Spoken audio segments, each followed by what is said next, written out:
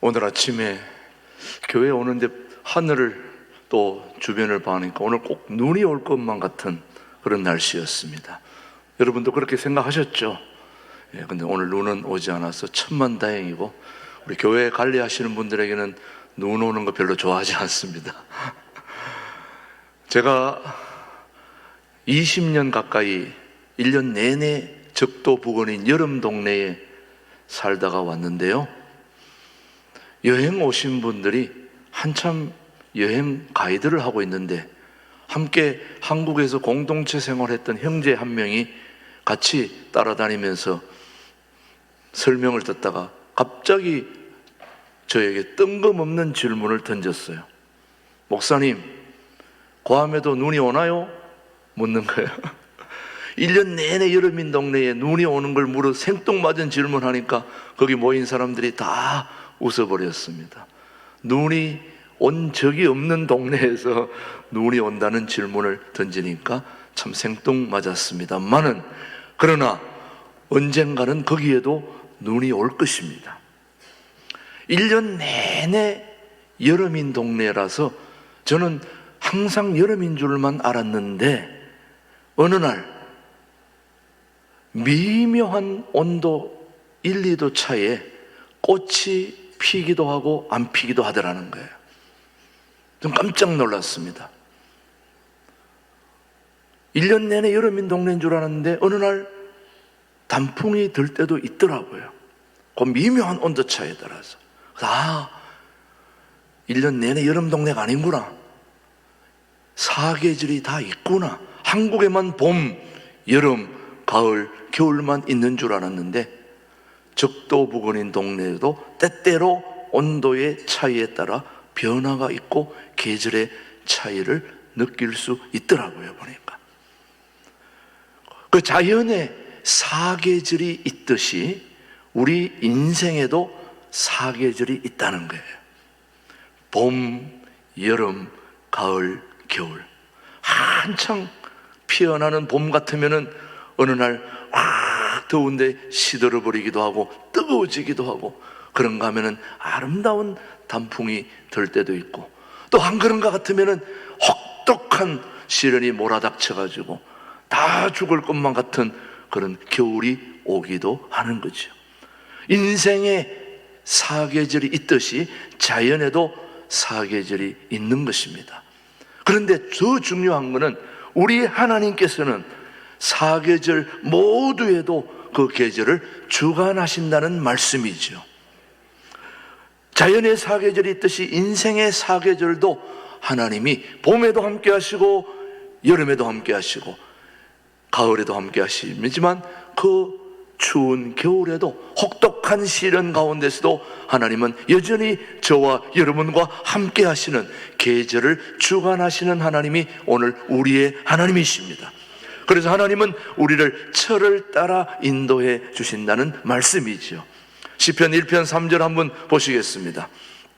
시작. 그는 시냇가에 심은 나무가 뭘 따라? 철을 따라 열매를 맺으며 그 잎사귀가 마르지 아니함 같으니 그가 하는 모든 일이 다 형통하다.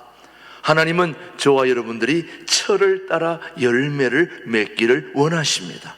자, 철이라고 하는 게 뭐냐?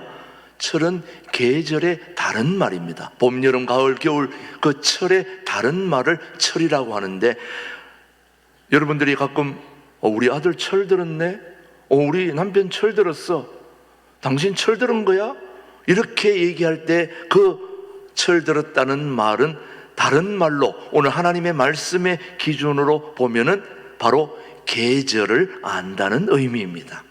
철 들었다는 말은 봄을 알고 여름을 알고 가을을 알고 겨울을 안다는 의미이죠. 그래서 성경은 범사에 기한이 있고 천하만사에 다 때가 있다고 그렇게 말씀하고 있죠. 자, 오늘 본문 전도서 3장 1절부터 한번 보시면은 만사에 다 때가 있다는 거예요. 자, 3장 3장 1절인데 제가 1절 3장인데 여러분 한번 찾아보시겠어요? 전도서 3장 1절로 8절의 말씀을 한번 여러분이 살펴보시면 범사에 기한이 있고 천하만사에 뭐가 있다고요?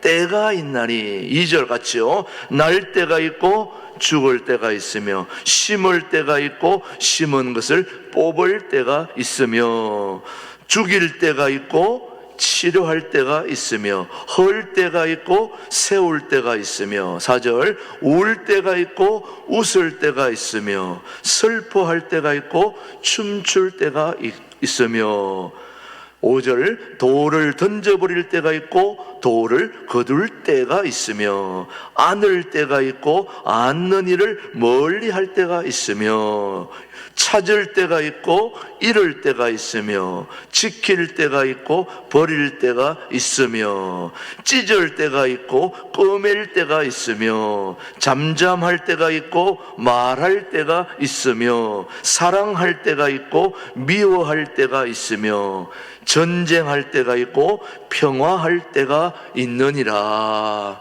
아멘이죠? 예, 여러분 천하만사에 뭐가 있다고요? 때가 있다. 여러분 오늘 겨울이 시련이 아픔이 고통이 있다면 반드시 좋은 날도 올 것입니다. 하나님은 때를 따라 역사해 주시는 분이죠. 오늘 이 말씀은 솔로몬의 통찰력이라고도 하지만 사실은 하나님이 솔로몬에게 통찰력을 주신 거죠. 그러니 여러분 우리 이 말씀을 보면서 우리 인생은 패키지라는 그런 생각을 하게 됩니다. 여러분 패키지 들어보셨죠? 여행할 때에 비행기 따로 숙소 따로 먹을 것 따로 여행을 가면 굉장히 비효율적이고 돈도 많이 들고 피곤합니다. 그러나 여행을 보면 3박 4일 5박 6일 그 안에 비행기 숙소 먹을 거 다 함께 포함되어 있는 여행을 무슨 여행이라고 그래요? 패키지 여행이라고 그래요. 예, 그렇게 오면 굉장히 효율적입니다. 이처럼 우리 인생도 바로 패키지와 같은 이유는 우리가 원치 않는, 다시 말하면 우리 인생에는 좋은 일, 굳은 일, 그리고 기쁨과 슬픔, 성공과 실패, 성공만 하면 얼마나 좋겠어요. 근데 꼭 실패가 따라오거든요. 만남이 얼마나 좋습니까? 그런데 또 이별이 있거든요. 우리 자녀들 한참 키우다가 해외로 보내야 되고 어디로 보내야 되고 중국으로 보내야 되고 그러다 보면 만남과 이별이 늘 공존하는 거죠. 사랑이 얼마나 좋습니까? 그러나 늘 사랑만 하고 살 수는 없습니다. 때때로 미움이 있는 거죠. 또 미워하다가 또 사랑도 하게 되는 거죠. 그 다음에 전쟁만 있으면 얼마나 힘듭니까? 그러나 전쟁 후에는 반드시 평화도 오는 것입니다. 이처럼 우리 인생에는 모든 것이 패키지와 같다는 거죠. 그런데 이 인생이라는 패키지 안에는 역경과 시련과 고통과 고난, 문제와 같은 우리가 달갑지 않게 생각하는 것들이 늘 담겨 있다고 하는 말이죠. 패키지 안에 내가 원하는 것만 있으면 얼마나 좋겠어요. 축복만 있으면 얼마나 좋겠어요. 건강만 있으면 얼마나 좋겠어요. 우리가 원하는 모든 좋은 것들이 그 패키지 안에 다 들어있으면 땡! 따봉! 좋겠지만은 그러나 우리 인생이라는 패키지 안에는 좋은 것들이 있는가 하면 반드시 아픔과 고통과 시련과 실패와 우울증과 그리고 낙담과 실망과 모든 것들이 다 동시에 함께 담겨 있다는 거죠. 그런데 문제는 우리가 달갑지 않게 생각하는 그런 아픔과 시련과 고통과 그런 눈물들이 오히려 우리 인생을 깊이 있게 해주고 풍요롭게 해준다는 사실을 기억해야 됩니다. 우리가 원하지 않는 그런 패키지가 우리 안에 들어와도 우리가 감사해야 될 것은, 오늘 우리 일부 찬양대의 주제가 감사였죠.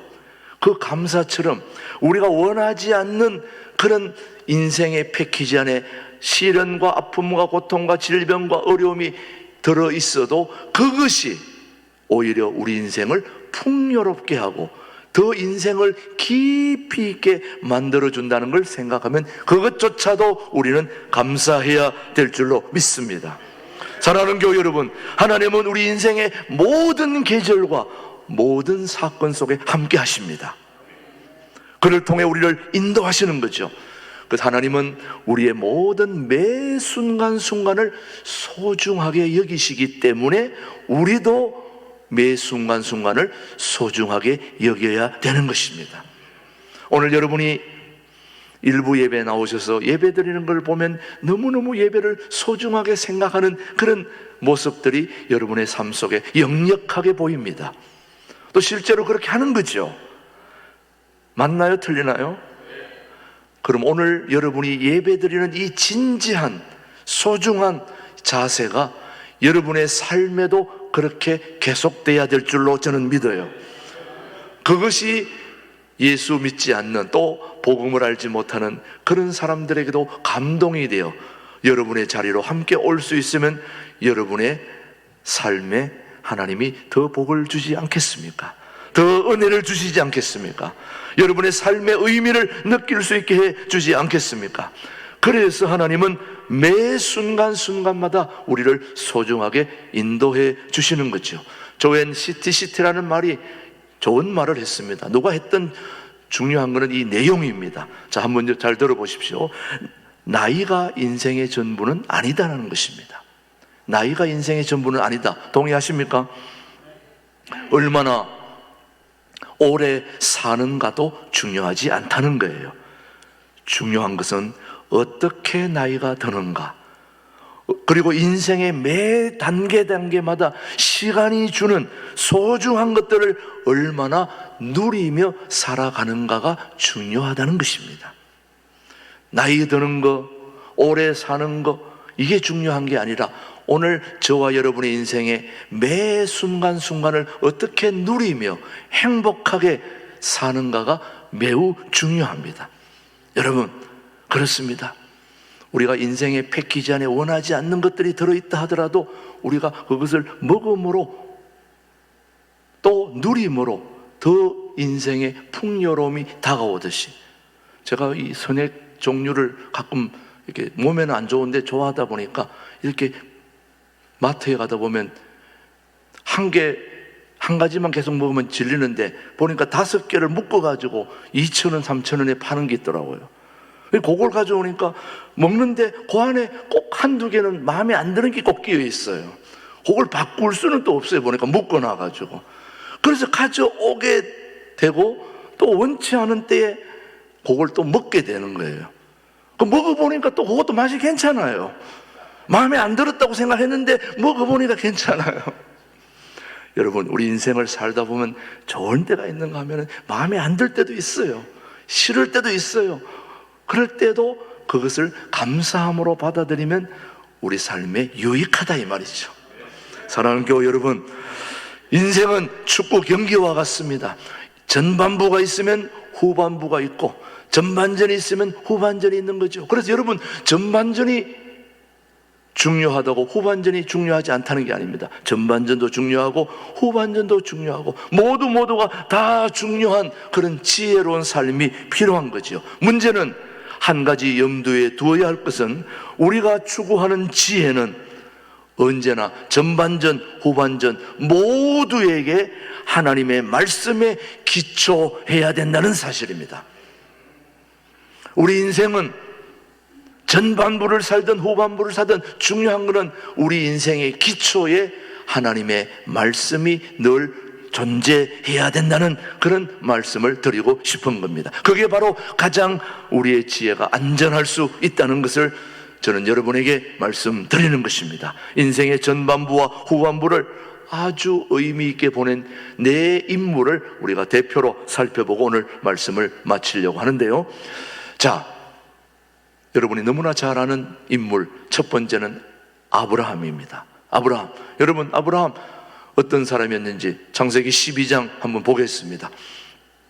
시작. 여호와께서 아브라함에게 이르시되 너는 너의 고향 친척과 아버지의 집을 떠나 내가 네게 보여줄 땅으로 가라. 그런데 그때가 언제였는지, 자 12장 1절 4절인데 4절이 지금 안 나오고 딴 게 나왔네요. 12장 4절 말씀입니다. 1절 4절인데 4절 말씀에 제가 읽어드릴게요. 이에 아브라함이 여호와의 말씀을 따라갔고, 시작. 이에 아브라함이 여호와의 말씀을 따라갔고 롯도 그와 함께 갔으며 아브라함이 하란을 떠날 때에 75세였더라.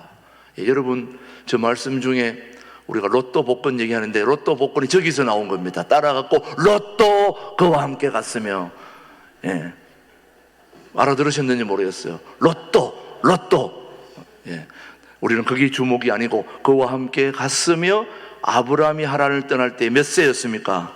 75세. 사실 우리 아브라함은 그의 인생 전반부와는 달리 다른 후반부를 살게 해 주셨습니다. 만약 아브라함이 하나님의 부르심에 응답하지 않았다면 그는 남은 생애를 의미 있게 보내지 않았을 것입니다. 아브라함이 175세를 살다가 죽었는데요, 75세에 하나님의 부르심을 받았습니다. 사실 그의 인생의 전반부는 아버지가 우상장수하는 그 일에 전념하고 살았던 삶이 전반부의 삶이었습니다. 그런데 75세에 누구의 부르심을 받았어요? 하나님의 부르심을 받고 그 이후의 삶은 자신도 복을 받았지만은 우리 모두에게, 저와 여러분들에게 복의 근원이 되고 복을 받는 그런 놀라운 후반부 인생을 살았던 인물이 누구라고요? 아브라함입니다.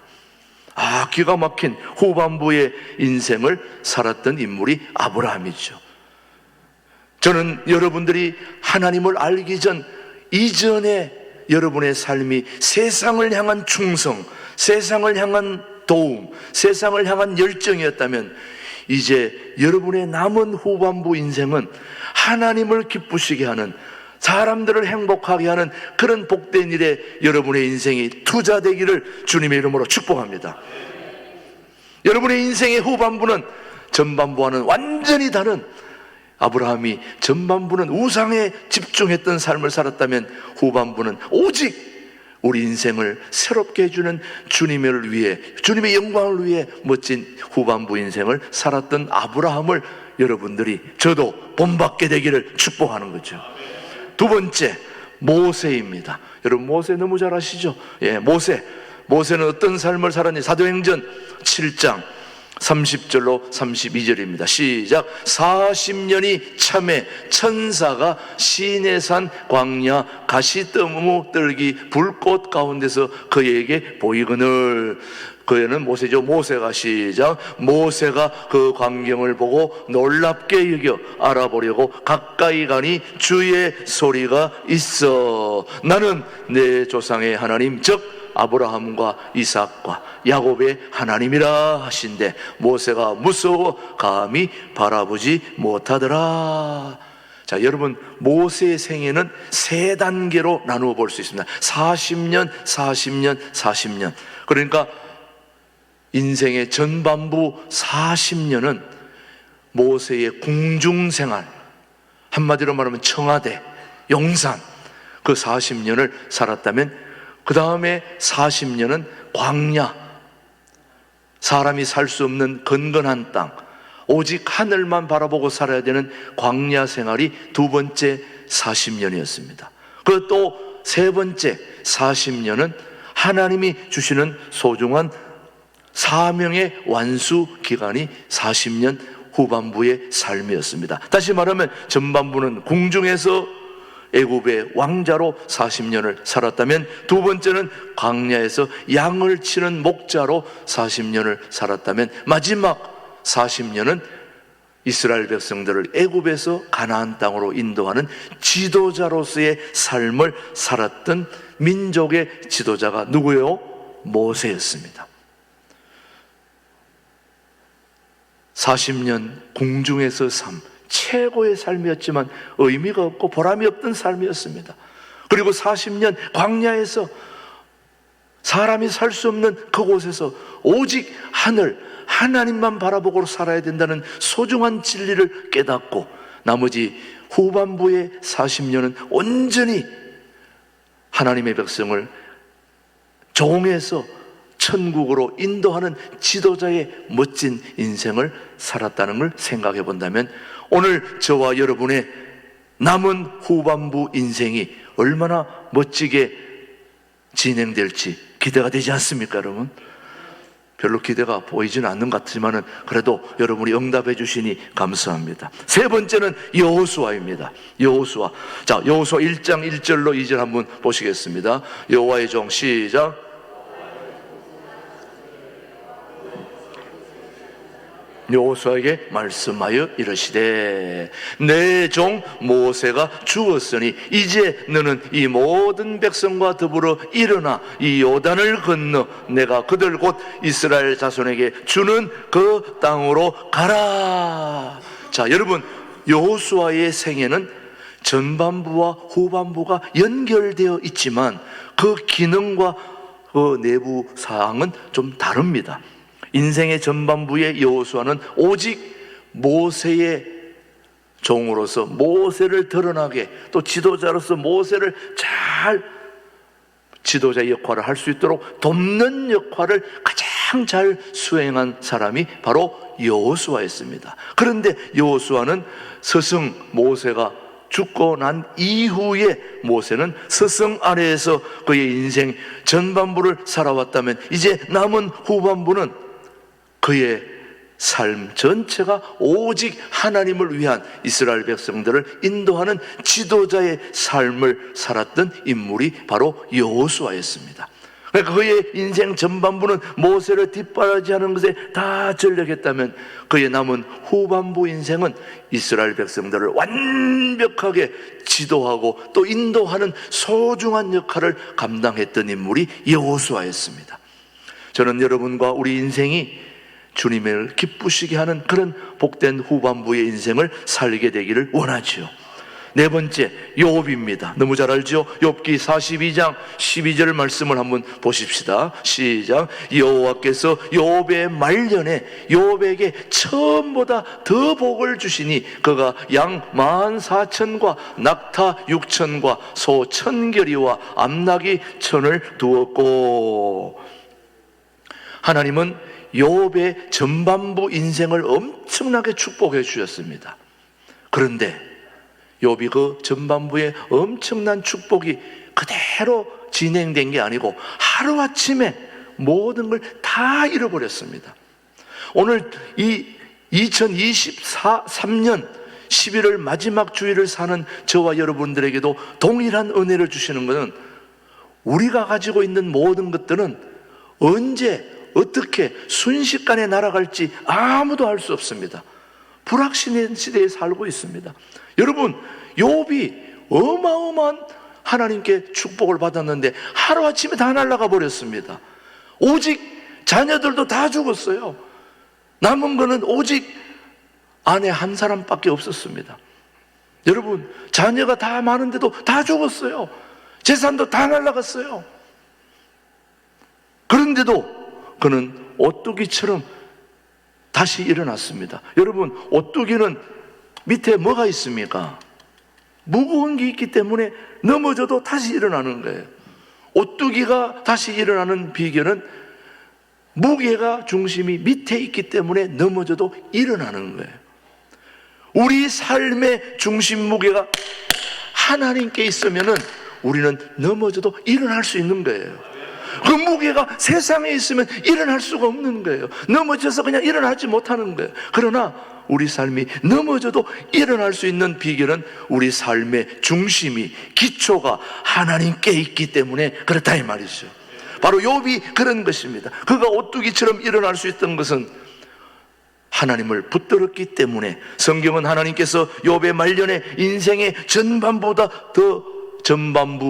더 큰 복을 주셨다고 성경은 우리에게 교훈하고 있습니다. 저는 우리 욥의 전반부 인생이 많이 주었지만 다 잃어버렸지만 그의 패키지 안에 쓰라린 고통과 시련과 아픔이 있지만 그것을 붙들고 하나님께 바른 삶을 꾸준히 살아갔더니 후반부에는 더 큰 하나님의 복을 주셔서 하나님을 더 영화롭게 했던 욥의 인생을 돌아보면서 우리 신광도로교회 모든 교우들도 여러분의 삶에 어떤 것이 다 날아가고 다 없어져도 그것을 다시 더 많게, 더 좋게, 더 아름답게 해주실 하나님이 살아계시니 그분을 붙들고 있는 한 우리는 걱정할 필요가 없다는 말씀을 드리고 싶은 거예요. 성경에서 쓰신 성경에서 하나님이 쓰신 인물들을 연구해 보면 그의 인생 후반부에 놀라운 일들이 전개되고 있음을 우리는 엄청나게 보게 되는데, 대표적으로 우리 네 인물을 살폈지만 느헤미야 같은 경우도 그렇습니다. 느헤미야가 바벨론의 포로로 잡혀가서 술 맡은 관원장으로서 천반부에는 굉장히 성공적인 삶을 살았던 인물이 바로 느헤미야였습니다. 그렇지만 그는 인생의 후반부에 예루살렘 성벽을 재건하고 이스라엘의 총독으로서 역할을 감당하게 되는 거죠, 여러분. 느헤미야 같은 경우가 세상에서 출세해서 성공해봤지만은 그거는 그의 인생에 족적을 남길 만한 것이 아니었습니다. 한마디로 오늘날로 말하면 청와대에 용산에 가서 누려볼 거 다 누려봐도 그거는 잠시 사라지는 것들이지만 그의 인생의 후반부에는 예루살렘 성벽을, 온 성도들이 예루살렘에 모여서 하나님을 예배하는 그 성벽을 재건하고 이스라엘의 총독으로서의 역할을 감당하는 것은 후대에까지 길이 남을 하나님께 영광, 사람들에게도 기쁨을 주는 그런 기가 막힌 후반부의 삶을 살았던 인물이 느헤미야였다는 거죠. 그래서 저는 여러분들이 느헤미야와 같은 후반부 인생을 살게 되기를 축복하는 거죠. 우리 모두 인생의 후반부가 어떻게 전개될지 우리가 미리 쉽게 결론을 내려서는 안 된다는 거죠. 어제도 뭐 별일 없었는데 뭐 오늘도 별일이 있을까? 내일도 똑같지 않을까? 이렇게 생각하고 있는 우리들에게 주님은 결코 그렇지 않다. 문제는 우리 인생의 후반부를 어떻게 할까 고민하고 있는 우리들에게 로버트 브라우닝은 소중한 얘기를 했습니다. 이런 얘기를 했습니다. 여러분, 다 아는 얘기입니다. 최고의 시간은 아직 오지 않았다. 우리 인생의 최고의 시간은 아직 오지 않았다는 거예요. 나와 함께 인생을 후반부를 다시 한번 설계해보자. 삶의 초반은 인생의 후반을 위해 만들어진 것이라는 것을 우리가 기억해야 됩니다. 자, 오늘 여러분들이 지금까지 여기까지 살아오신 모든 인생을 전반부라고 생각한다면 그 전반부의 모든 삶의 축적은 이제 남은 인생 후반부를 꽃피우게 하기 위한 밑거름이라는 거죠. 그걸 생각해 보면 여러분, 아직 최고의 때는 오지 않았습니다. 여러분, 제가 보니까 지금 그런 인물이 한 분 제 삶에도 보입니다. 김진홍 목사님. 그 청계천에서부터 1971년 10월 3일 오후 3시에 할빈교를 세워가지고 빈민시대에서 80년대 농민 선교로 저 남양만까지 내려갔다가 다시 그 소금 땅을 개척해가지고 다시 공동체 마을 봉화산에 80년대 둘의 공동체를 만들어가지고 또 거기서 인생을 마무리하지 않고 또 구리로 올라와가지고 교회를 시작해서 5,000명 이상 큰 교회를 만들어가지고 그것도 부족해서 은퇴했는데도 불구하고 또 동두천 둘의 수도원까지 와가지고 수도원을 만들고 한국교회의 백성들의 영성을 주도하겠다는 그런 포부를 잊지 않고 이제 마지막 남은 실버타운까지 해가지고 아마 150까지 계속 일을 하시지 않을까 하는 생각이 듭니다. 오늘 이 로버트 브라우닝의 이 얘기, 아직 최고의 시간은 오지 않았다는 걸 저는 김준홍 목사님 보면 그런 생각이 들어요. 딴 사람 보면 잘 모르겠는데 저는 우리 신광두레교 일부 가족들도 아직 최고의 시간은 오지 않았습니다. 우리 신광둘의 교회도 아직 최고의 시간은 오지 않고 그 길로 달려가고 있습니다. 통일한국을 준비하는 우리 교회, 분명히 하나님께서 우리 교회를 축복하시고 많은 교우들을 보내주시고 우리가 준비하여 통일한국을 준비해서 북한에 가서 제자들을 삼고 1:1 제자 양육 쫙 해서 제자들 삼아가지고 저 유럽까지 전 세계로 뻗어가는 일에 저는 우리 교회가 쓰임받을 줄로 믿습니다. 아직 최고의 시간은 오지 않았다는 걸 여러분이 기억하며 오늘 우리 모든 준비함이 이제 남은 한번 기가 막힌 홈런을 칠 수 있는 그런 놀라운 일들을 위해서 오늘 저와 여러분들이 영성의 축적의 시간을 보내고 있음을 기억하며 오늘도 감사함으로 우리의 삶을 준비할 수 있게 되기를 주님의 이름으로 축복합니다. 하나님 아버지 감사합니다. 최고의 시간은 하나님이 만들어주시는 줄 믿습니다.